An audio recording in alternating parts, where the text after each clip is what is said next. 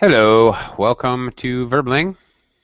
Hi there, I'm teacher Oakley, and for the next hour, and actually at this particular time for this week here on Verbling, www.verbling.com, I am going to be looking with you at the Ielts speaking test. Today I'm gonna introduce the test, what you can expect, and answer any basic questions you may have. Please, if you have any questions about IELTS, whatever they are, today, even if they're about speaking, listening, IELTS compared to TOEFL, I don't care, whatever. Since this is an introductory class, I'll gladly entertain any and all questions. Pick my brain, if you will. I'll explain a little bit about the test and how it's conducted, and then we'll look at the scoring, how actually the test is scored, to help you understand what it is they're looking for, what they expect you to do. Because frankly, to be honest, I'm a native English speaker, and I'm a teacher, and the first time I took the Ielts test before I had studied anything about Ielts, I did not get a perfect score.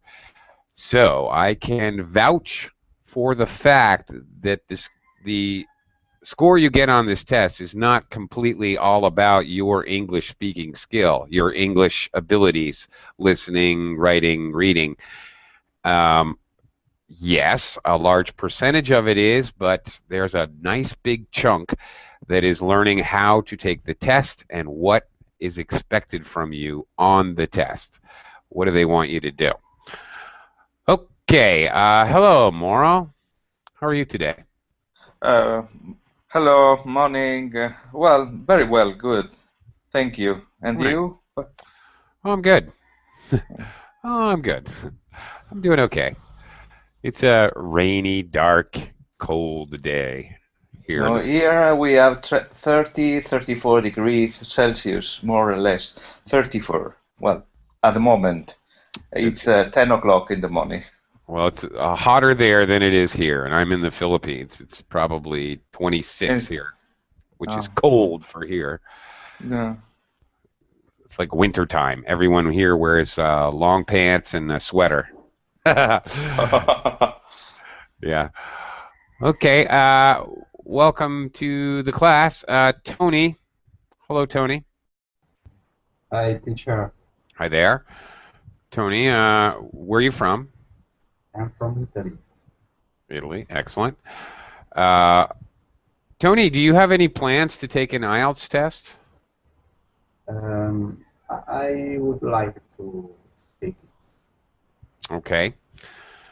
Have you taken one before, or you're just considering? No, I'm just considering. Okay. Well, then this is a good place for you to be. All right. And please, if think of any questions whatsoever, I'm not joking about that. I'm happy to entertain any kind of questions you have. Okay? Don't be shy to ask me. Okay. And hello, Rafa. Hey, Rafa. Hi, Oakley. Hey, how are you today? I'm fine, pretty fine, thank you. Okay. Glad to hear it. Okay. Let me get started. And again, please interrupt me. Anytime you have a question, please interrupt me, because I'm just going to do my basic introduction and try to answer any questions that come up as they come up. Hello, Allah. Welcome to the class. Allah, hello. Hello, how are you, teacher? I'm good. How are you today? I'm fine, thank you. Great. Okay, we're talking about the Ielts test, and then more specifically Ielts speaking. Again, I'll be doing this all week. Today is an introduction. You guys have to come up with your own questions. The next 4 days is practice, practice, practice, practice, practice. We're going to practice tons of questions, and you guys are going to be answering questions, and I'll be giving you feedback. Today, the onus is kind of on you guys to ask me questions if you have things you don't understand. Okay, here it is. The Ielts test is a 4-part test. Just like TOEFL, it includes speaking, listening, reading, and writing, the 4 basic elements of language. And it's always conducted, Ielts is conducted, it's a paper and pencil test. All right, you're actually going to have to write on a piece of paper, not as opposed to TOEFL, or at least TOEFL IBT, which is a computerized test, or TOEIC, which is computerized. Ielts, in the speaking portion of the test, you're talking to an actual human being. There is an interviewer who is going to be asking you questions and having a conversation with you. Okay, the test always goes in a certain order. Listening is first. Listening is 40 minutes, 10 minutes to transfer your answer to an answer sheet. Reading is an hour, then writing, which is an hour, and then speaking. In different countries, all right, they're going to schedule the speaking part separately, and it's very different in different countries. Some of my Russian students have the speaking test the day before. Here in the Philippines and Taiwan, Japan, the day after. I've had students in Qatar or Saudi Arabia, and the test is the same day, but in the evening. Instead of the bulk of the test is in the morning, and then they do the speaking test in the evening. Depends on where you're from. I can't answer that. You should ask the testing center. They'll have that information, obviously. Okay.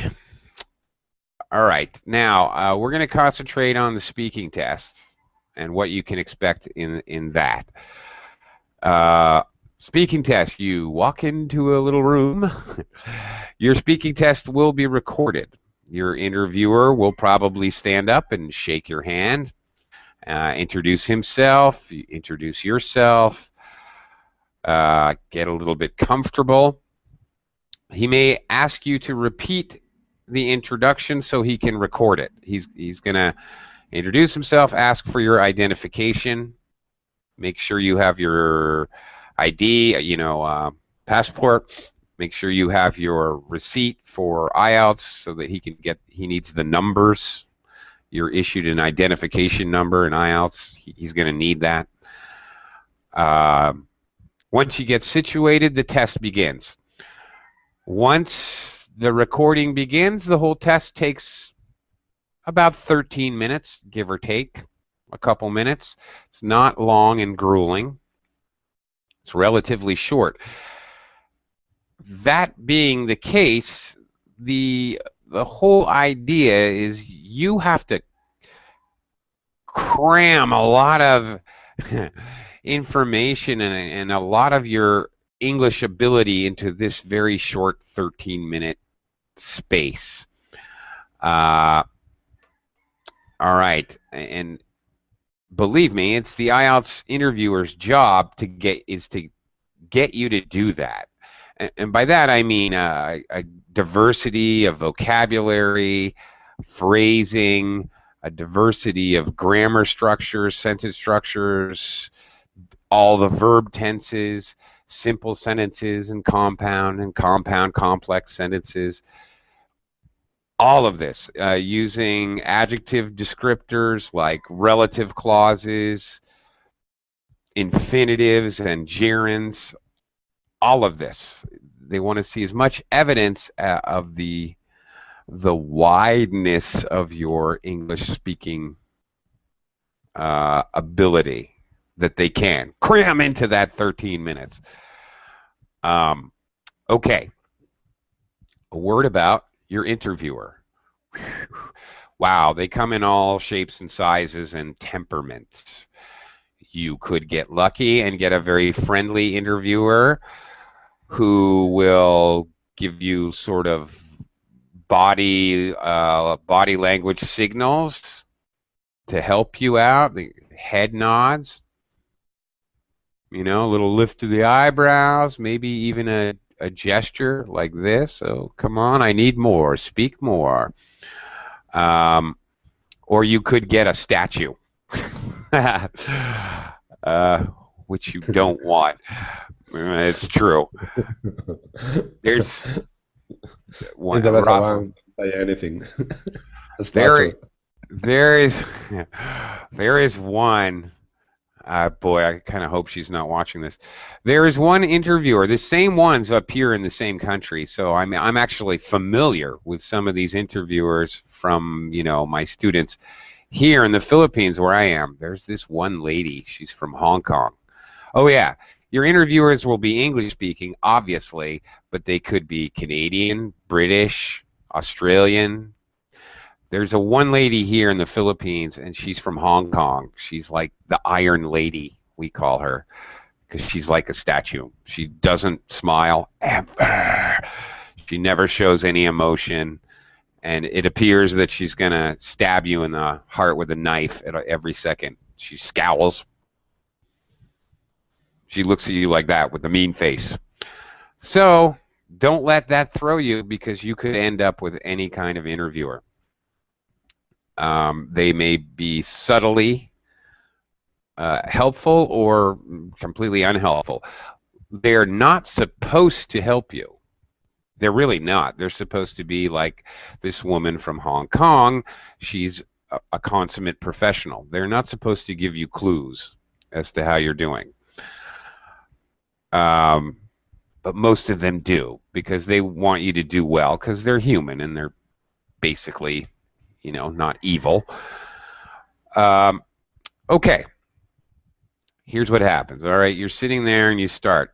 There are 3 parts to your IELTS speaking interview. Part 1 is conducted like a conversation. You should speak like a conversation. Do not think you're going to do well in an IELTS test by speaking like a college professor or like some kind of super intellectual philosopher. That is not the point. You're supposed to, the idea of this entire test is to sound like a native speaker. And native speakers don't talk that way. We don't talk like professors. So, natural speech. Part 1 is conducted like a conversation. It is about personal preferences, personal information that and experiences which we all know. They could be talking to you about books and movies and TV shows. They could talk to you about work. They could talk to you about things you do in your free time, sports, festivals, transportation, traveling to and from work or school, normal everyday life, things that we always experience. In the entire test, they will never talk to you about religion or politics or your sexual preferences, okay?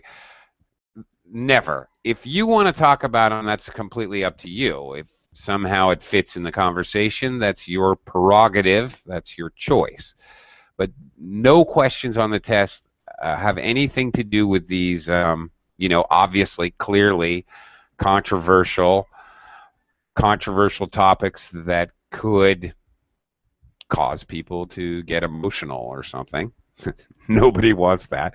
The interviewer does not want to get attacked by you for talking about religion or politics or something.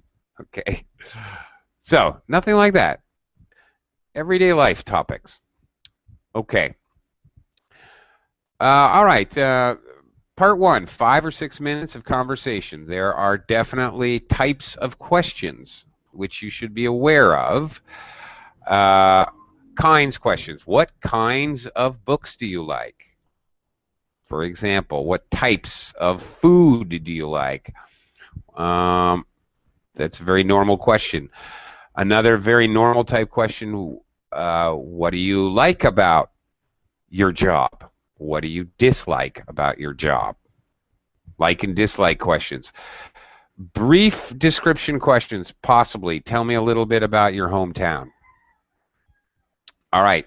Part 2 is going to be long. It's called long turn, and it's description. So you're going to have plenty of chance to describe. In part 1, your answer should be obviously complete sentences. Unless you're really trying to fail, you don't want to give yes, no answers, even if they're yes, no questions, and occasionally they will be in part 1. You're going to want to answer with detail. The key to IELTS is detail. Give examples. Give detail from your personal experience. All of us, for everyone, it's easier to talk about things we know. So things we've actually experienced are much easier to talk about. So do that. Okay. If you talk a lot, the interviewer may stop you. They may actually hold up their hand, physically hold up their hand, say, okay, okay, okay, that's enough. I'd like to ask you another question, or I'd like to move on. Don't freak out if this happens. This could be a good thing, or this could be a bad thing. Or frankly, it could mean nothing. It could just be the mannerisms of the interviewer. It could be good. The interviewer is asking you a question in order to get specific information, and by that, I do not mean content. They could care less what your opinions are, what your experiences are, what your feelings are, your ideas about something. Completely irrelevant to this examination. There is no wrong or right answer. It's not what you say, it's how you say it. What they're looking for, if they ask you, what changes have occurred in your hometown in the last 10 years? What are they looking for? Do they really care about things that happened in your town? No. What they want to hear is, can you use present perfect tense? Can you relate the past to now? Can you change tenses and talk about past and then talk about now? That's what they're trying to hear. Do you know how to use connectives? Well, before, do you know how to use words like before or it used to be? They want to hear words and phrases like that. How do you connect ideas? That's what they're listening for. They could care less about your content. Your content is irrelevant completely. All right. If the interviewer stops you, that means he has heard, I've heard good connectives. I've heard, I've heard a conditional statement to talk about hypotheticals in the past. I've heard present perfect tense, past simple tense, and present continuous tense talking about now. Ooh, I've heard everything I need to hear. Please stop. I have another question. He is trying to squeeze as much different types of English out of you as he can. So that's why he's stopping you. There is no time limit. These are in TOEFL. In TOEFL, every question is timed. You have 45 seconds to speak. And once the time is over, the time is over. You have a minute to speak, and that's it.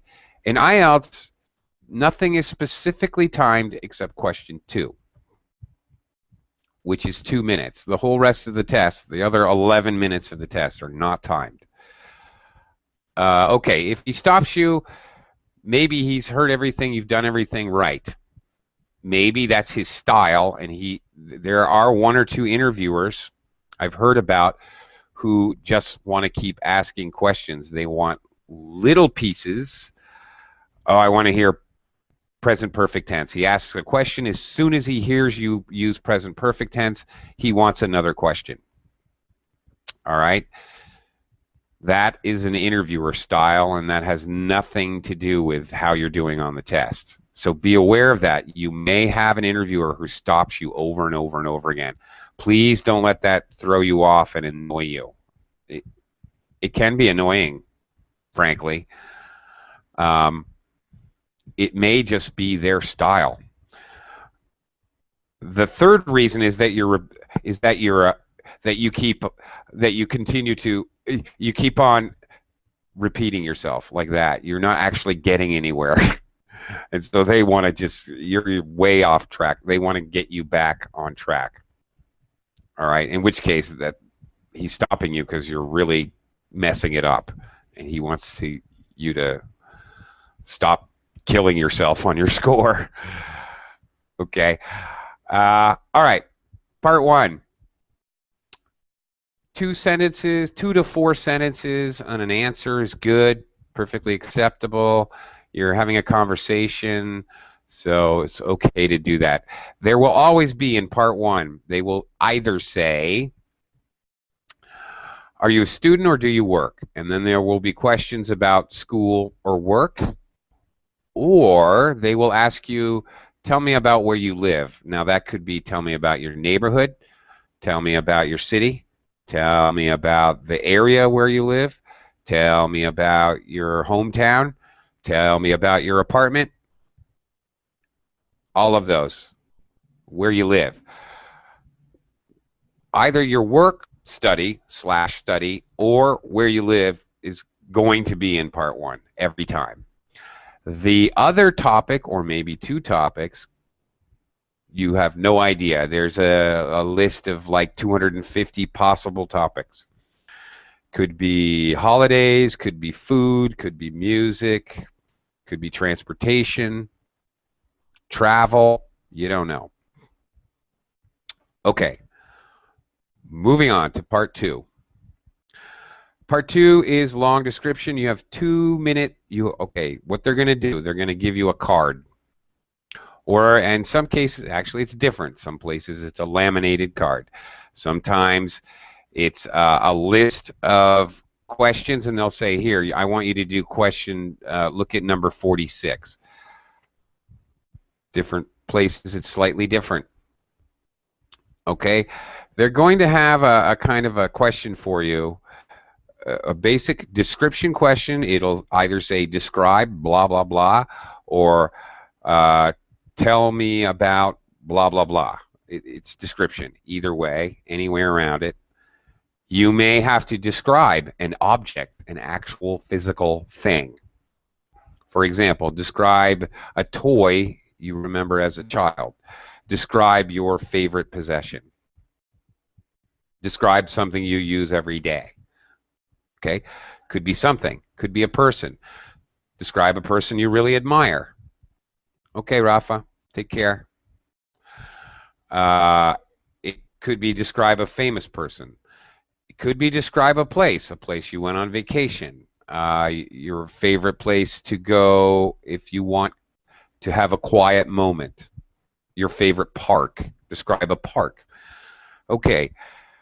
Could be a situation, and very often it's situation, not always, but describe an experience you had with extreme weather. Describe a special dinner.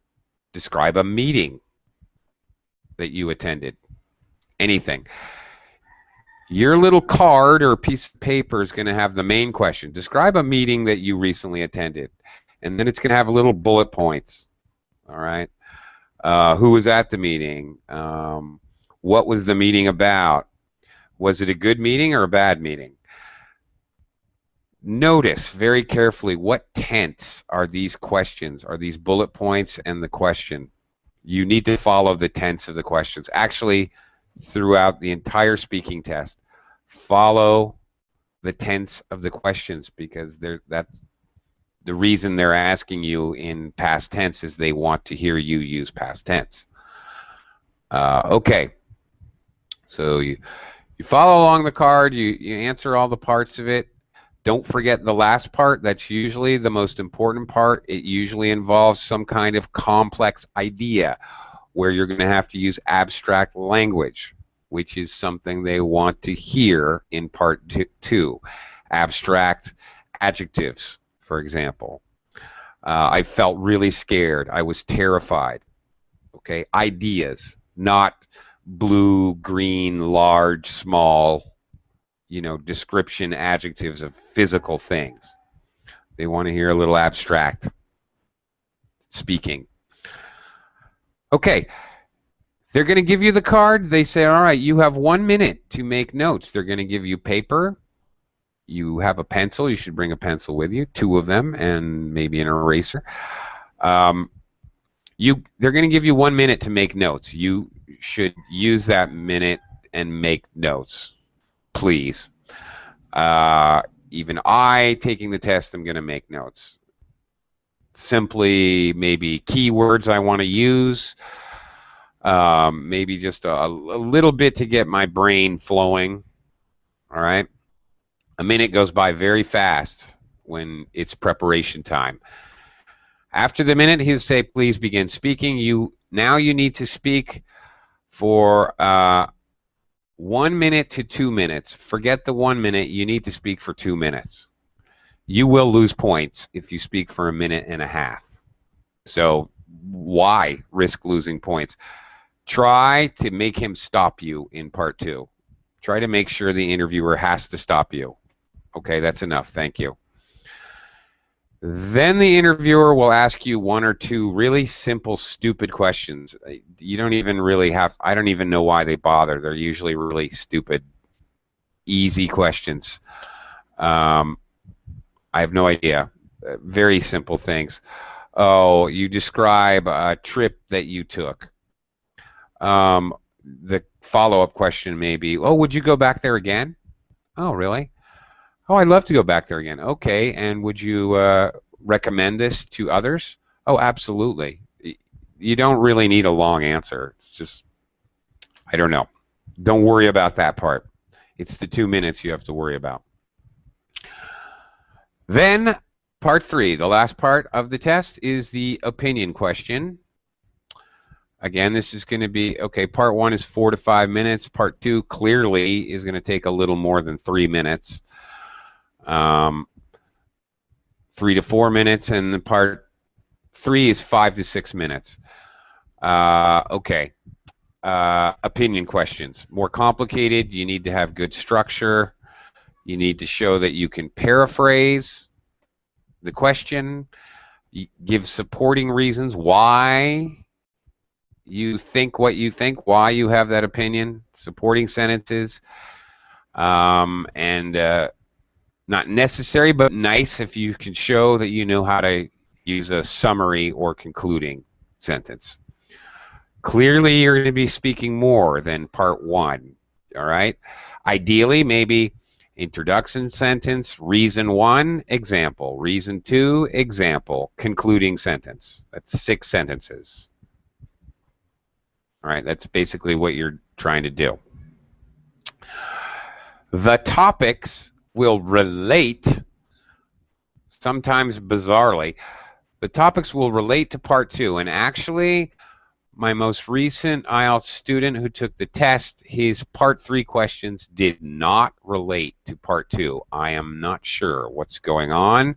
I don't know if that's a recent change in Ielts policy. I don't know. This is something I have to research. I don't know what's going on there, because it always did before. So if you described a trip in part 2, in part 3 you'd talk about tourism. What is your opinion about, does tourism help a country's economy? Can tourism be bad for a country? Questions like that. Does tourism affect the ecology or the environment in a country, positively or negatively? Time questions, beware. Again, they want you to speak past and future. What do you think tourism will be like in 20 years in your country? Or how has tourism changed in the last 20 years? There is always a future question here in part 3 to hear you use modals of probability to hear you use future tenses. There is always some kind of comparison question to show, so they can see how you handle. How do young people and old people feel about tourism? All right, maybe young and old, maybe men and women, maybe past and present. Some sort of comparative answer you're going to have to give. Okay, I'm almost out of breath. Does anybody have any questions so far? Anybody? About anything? Before I move on and talk about how the scoring is done for IELTS speaking. No? No questions? Okay. No, so far so good. So far so good. Yeah. Mauro, to tell you the truth, I've done this whole spiel like, I don't know, 40 times. I have no idea. Many times. I've practiced. Okay.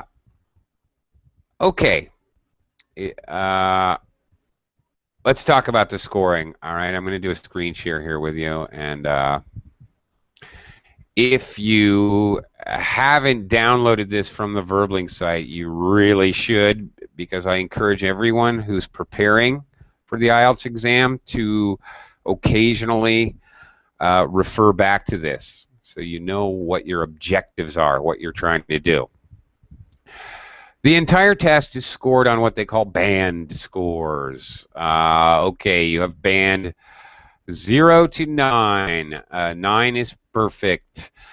You will find that you have scores like 0.5, 6.5, 7, 7.5, 8, like that. So the scores are actually every half a point. Band scores 0 to 9. It's the only way you can get a 0 is if you do not go to the IELTS exam, which you already paid for. That's the only way you can get a 0. If you go to the IELTS exam and you say monkey shine purple snake bottom bottom bottom ribbity ribbity ribbity, and you make no sense at all, you get a 1. Congratulations. Okay. If you go to the IELTS exam and you barely even speak, okay, little communication, only isolated words, you say about 6 actual words in English, guess what? Congratulations, you get a 2. All right. I think you see where I'm going. Most people get a 6 in the middle. It's very difficult to get a 3. It's very difficult to do that badly. It's also very difficult to get a 9. It's kind of the whole thing is kind of like a bell curve where the middle, around a 6, 5.5, 6, 6.5, within that range of scores, you're looking at like 70% of all test takers end up somewhere in that area. If you're talking about a 3 or a 9, again, you're going towards the end, the outer curve of the bell, and you're talking about 0.5% of all test takers. Okay. All right. Now, the other thing about scoring.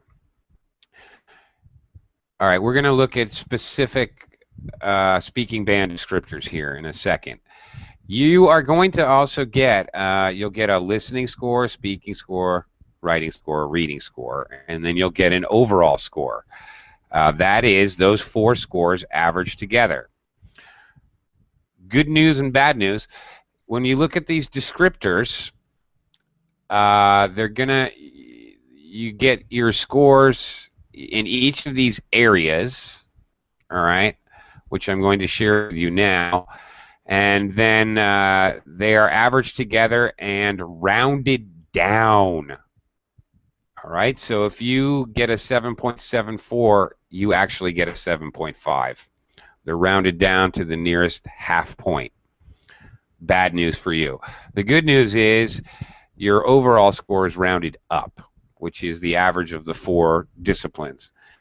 However, bad news, good news, more bad news. More and more schools and sometimes even requirements to get a work visa, such as in Australia,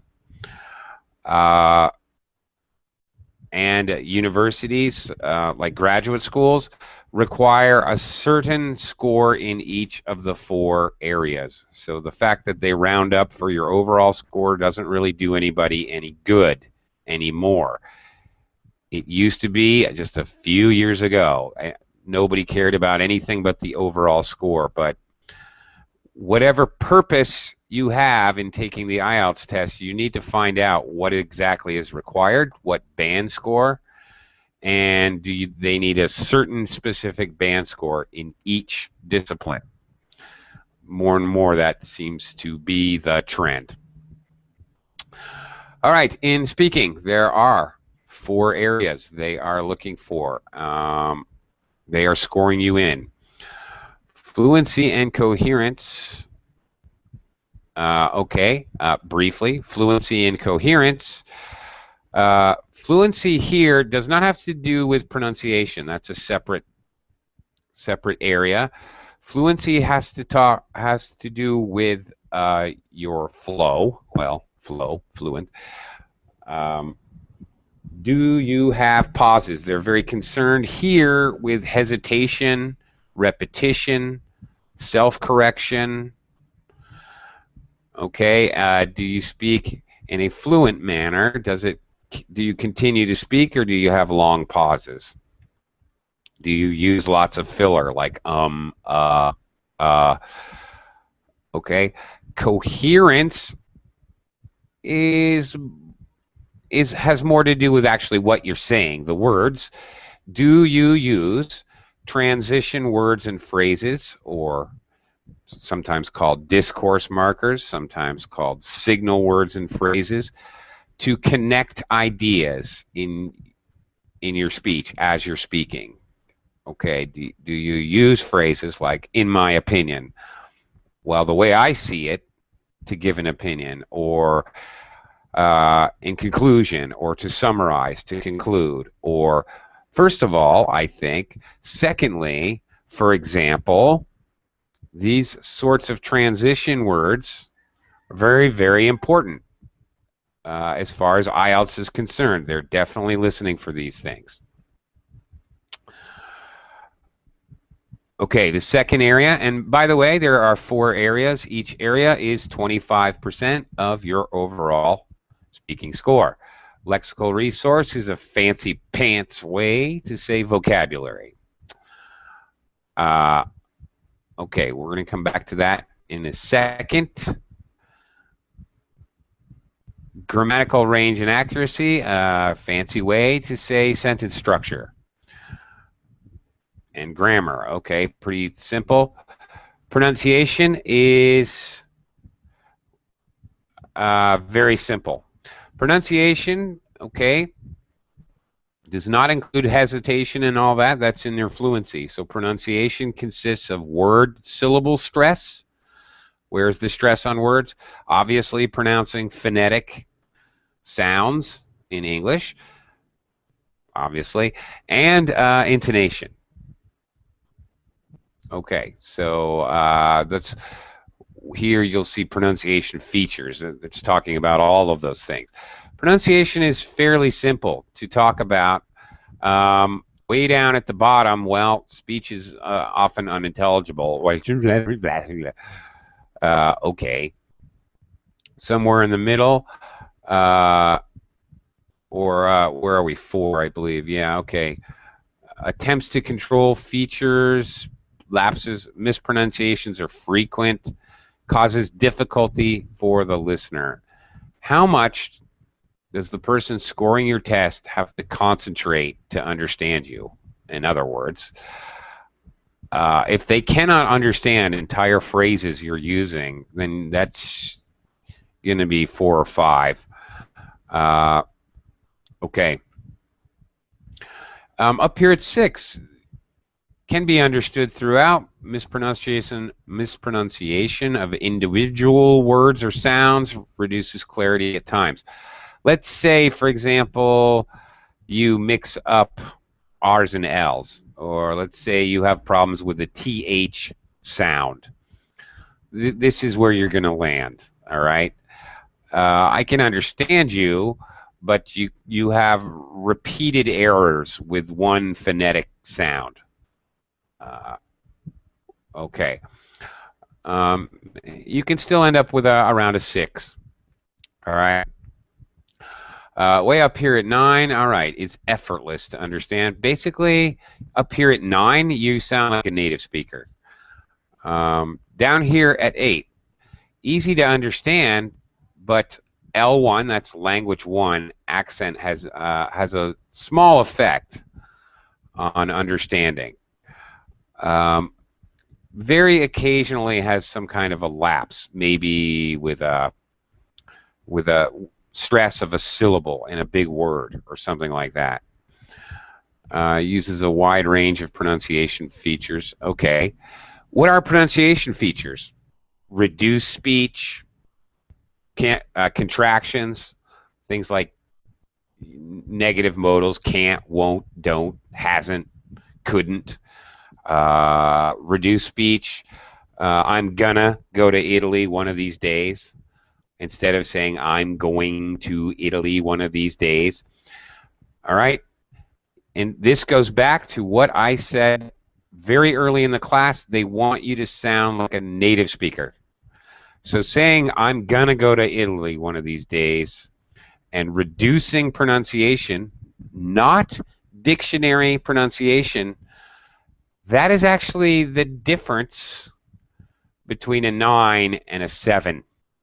Do you know when to properly reduce pronunciation features in English? Do you know when to actually drop words or drop syllables? Do you say comfortable or do you say comfortable? Because somebody who says comfortable, where we drop the middle syllable, is going to get a 9. Somebody who says comfortable, you probably get a 7. Knowing when to actually, when native speakers make mistakes, is actually crucial. If you want a top score, an 8, 8.5, or a 9, you have to understand when native speakers don't follow the rules. That sounds weird, I know. It's the same thing when you're talking about grammar. Okay, it is not correct to say I went to Starbucks and had a coffee. That is wrong. Coffee is an uncountable noun. You should say I went to Starbucks and had a cup of coffee.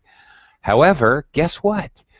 If you know these slips, characteristic of native speaker speech, like I just gave an example of, that's where you get a 9. So it's very interesting. Ielts rewards you for sounding more like a native, even if that means making technically making mistakes, but you're making the mistakes that all the native speakers make. And that may sound weird. I want to show you something else which is key to understanding how they think in Ielts when they're scoring you. One thing, all right, way down here at number 3, you cannot produce a basic sentence form. You don't know how to make a simple sentence. Okay, look at this. Makes numerous errors except in memorized expressions. Ielts hates memorized expressions. If it is obvious that you have memorized entire phrases, sentences, and clauses, they are not going to reward you for that.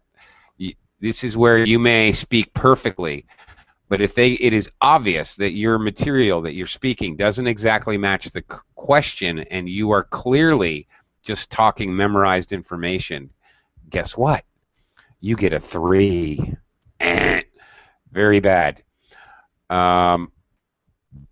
It's not going to help you.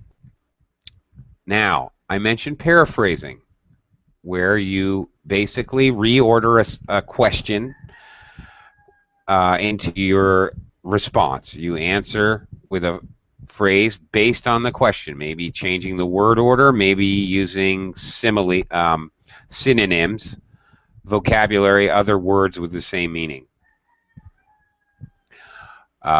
Rarely attempts to paraphrase, okay? This is down here at level 4, band score 4. As we move up the ladder, look at this with me. Attempts to use paraphrase, but with mixed success. So you don't use paraphrase at all, you're stuck with a 4. You have to be. This is the IELTS scoring rules demand it. You can't be higher than a 4 if you never paraphrase.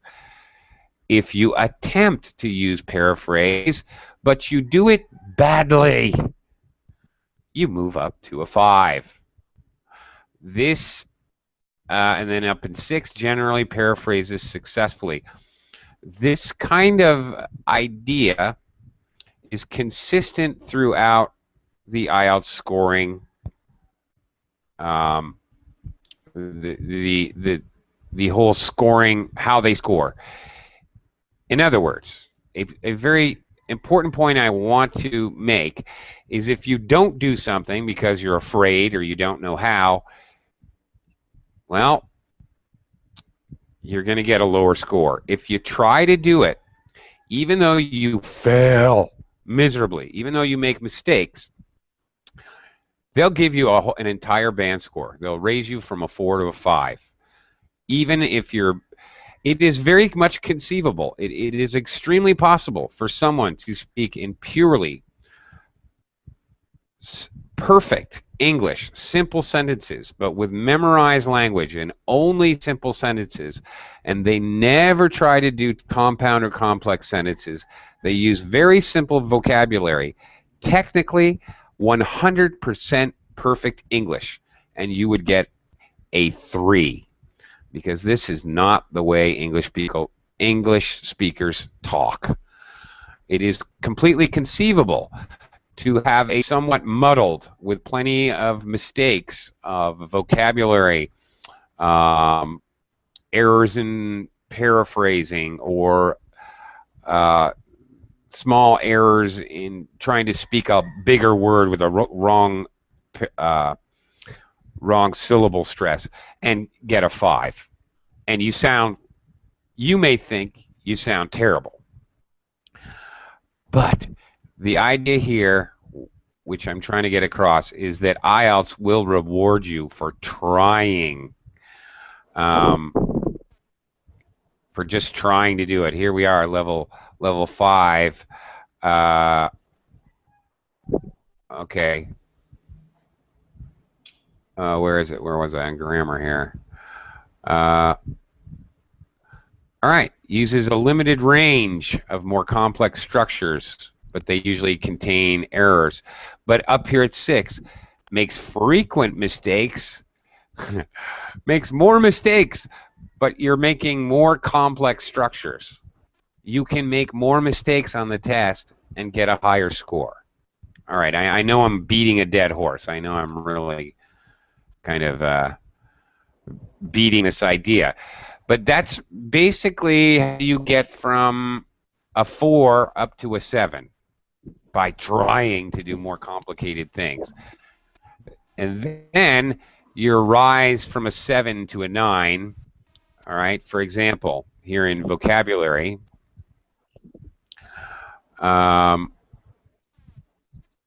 okay, down here, for example, at level 6, has a wide enough vocabulary to discuss topics at length and make the meaning clear. Occasionally inappropriate, the wrong word, all right?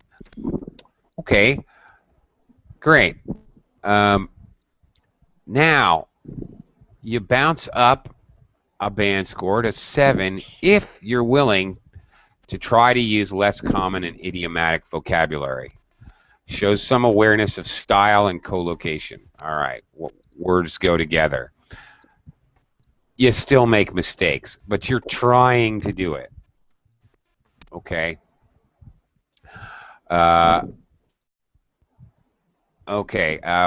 Way up at the top, uses idiomatic language naturally and accurately, no problem whatsoever. You don't make any mistakes. So that's kind of how the scoring goes. Down at, level 4 to 6, they're thinking, is he even trying to do these more complicated things? From level 7 to 9, they're seeing, okay, how complicated you can be. Idiomatic language, are you using, are you able to produce error-free sentences? All right. Do you know when native speakers actually make mistakes in grammar? Do you know when to reduce pronunciation and when is it appropriate to do so? Okay, that's how you get the really high scores. Okay, and then first going back to our first area, fluency and coherence. All right, the big killer here is long pauses. That will shoot you in the foot for sure.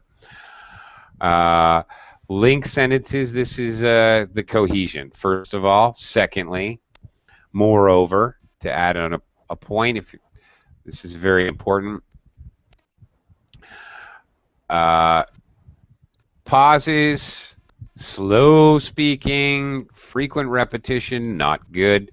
Self-correction, really, it kind of depends on the self-correction. If you're self-correcting for content, that's not really a problem. If you're self-correcting because you need to get a verb tense or some kind of grammatical problem or the wrong preposition or something, that can cause you problems.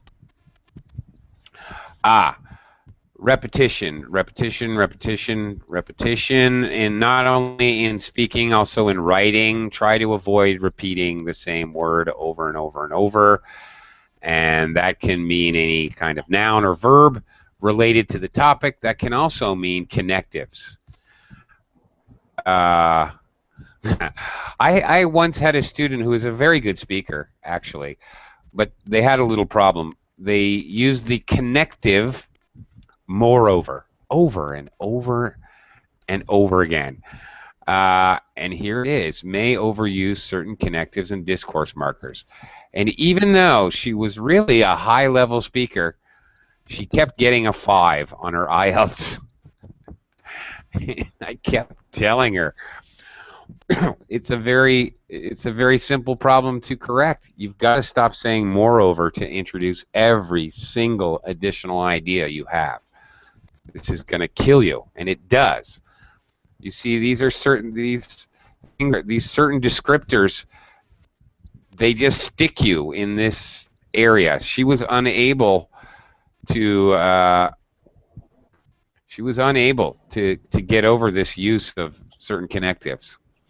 So you've got to be able to do these things. Paraphrase successfully. If you cannot, you're just, even your overall score is not going to be a 6. Okay, we've only got a couple minutes left. Any questions about scoring? Speaking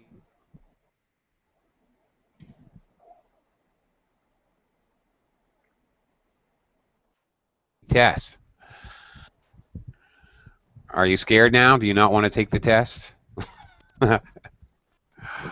Tony fell asleep. I bored him to death. Moro, do you have plans to take the... Moro, do you have plans to take the Ielts test at any point? Well, to be honest, teacher, I had a test I think last year, a year ago, in Dublin, I had two tests. The first test, a CIA test in Dublin, Yeah. but I miserably failed Oh. because well, to be honest, I failed because I didn't understand the questions. So I didn't understand the pronunciation of the word. Is it a Mm-hmm. question or is not? Is it an affirmation or so on? But the second time in London, I approved the CIA test. Well, Ah. at the moment, I like to improve my English, and I want to prepare my pre-proficiency test. But it's a way to improve my English. Sure. At the moment. At the moment, I have no idea if I Yeah. want to. Well, To okay. sorry. Just no, no problem. Just so you know, today I'm glad to get this out of the way. This is the introduction, basically me lecturing. The rest of the week, the next 4 days at this time, I'm going to be asking you guys questions and letting you practice your English, and I'll give you feedback. I'm going to be highly critical and highly analytical in my feedback, just as IELTS is. I won't have any mercy, and I will tell you, this is going to result in this kind of a score, and I'll even give you bandwidths if I can. I don't know everything, but I have undergone a training course in how to teach IELTS and scoring, etc. So you're going to get a lot more practice the next few days. Allah, how about you? Are you planning on taking an IELTS test, or TOEFL, or CAE? Yes, teacher. You are? No, I'm preparing to have an Ielts test, and it's the first time for me. So I want to improve my English, especially speaking. Okay, very good. Please join me in the next few days because we will be doing a lot of practice. And I shouldn't. I want to ask, please. Sorry, Allah? Yes, about self-correction. As I understand now, it's better not to make self-correction. Is that right? Yeah, that's right. And they won't penalize you if you're self-correcting for content. If I'm saying, yesterday I was at the bookstore. No, wait a minute. I was at the laundromat. Okay, I'm changing the information. They don't care about that. That's okay. And that fact, that's very natural and normal to do. No, I wasn't. No, wait a minute. I was at the laundromat. That's perfectly okay. But if you're going to say, I was coming to the laundromat, now I'm correcting because I'm correcting the preposition. You see, that's a grammatical correction. So that's not so good. It helps, of course, if you get it right. If you end up with the right answer as your final self-correction.